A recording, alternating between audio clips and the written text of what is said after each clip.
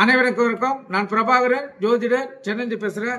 இப்போ நான் தினம் ஒரு தகவலாக சில தகவலை சொல்கிறேன். அதை நீங்கள் கருத்தில் கேட்டு பயன்பெறுங்க.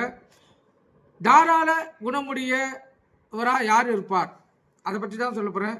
ஒரு ஜாதகத்தில் குரு பகவான் புதனோடு சம்பந்தப்பட்டு புதன் வீட்டில் அமர்ந்தால் ஜாதகர் தாராள குணமுள்ளவராக இருப்பார். சட்ட நுணுக்கங்கள் தெரிஞ்சவராக இருப்பார், கருத்தில் கொள்ளணும். அதே போல எவர் சகோதரர் பணக்காரனாக இருப்பார். ஒரு ஜாதகத்தில் உச்சம் பெற்ற செவ்வாய் குரு பார்வையிட்டால் அவருக்கு உடன் பிறந்த சகோதரர் ஒருத்தவர் சகோதரி ஒருவர் பணக்காராக திகழ்வாங்க சொல்லி கருத்து தெரிவிச்சுக்காங்க, கருத்தில் கொள்ளுங்க. அதே போல எவருக்கு பிரச்சனைக்குரிய சகோதரி அமைவார். ஒருவர் ஜாதகத்தில் நீசம் பெற்ற செவ்வாய் சாயா கிரகங்களுடனும் சம்பதம் பெற்றாலோ அந்த ஜாதகரின் உடன் பிறந்த சகோதரி விதவையாகவோ அல்லது பிரச்சனைக்குரியவராக இருப்பாங்கன்னு கருத்து தெரிவிச்சாங்க. அதை கருத்தில் கொள்ளுங்க. சாயா கிரகம்னா இந்த ராகு கேது தான் மெயினாக வரும், கருத்தில் கொள்ளுங்க. ஏன்னா அவங்க அவங்கள எந்த கிரகங்களும் இயக்க முடியாது.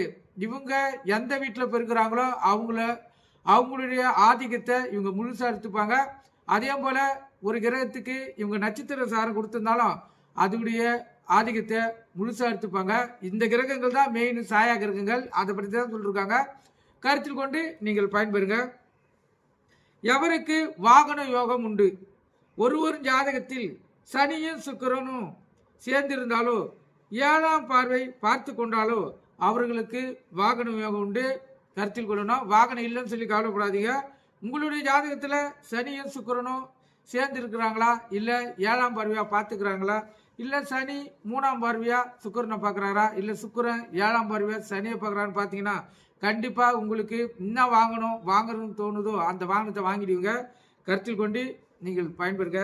அதே போல் ஒரு ஜாதகர் மருத்துவம் சம்பந்தமான கல்வியை கற்கிறதுக்கு பல வழிகள் இருக்குது. அதில் ஒரு வழி சொல்லியிருக்காங்க.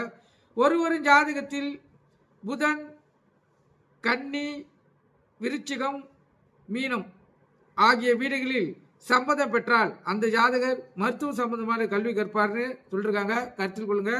ஒரு ஜாதகத்தில் புதன் கன்னி விருச்சிகம் மீனம் ஆகிய வீடுகளில் சம்பதம் பெற்றால் அந்த ஜாதகர் மருத்துவ சம்பந்தமான கல்வி கற்பார், கருத்தில் கொண்டு நீங்கள் பயன்படுங்க.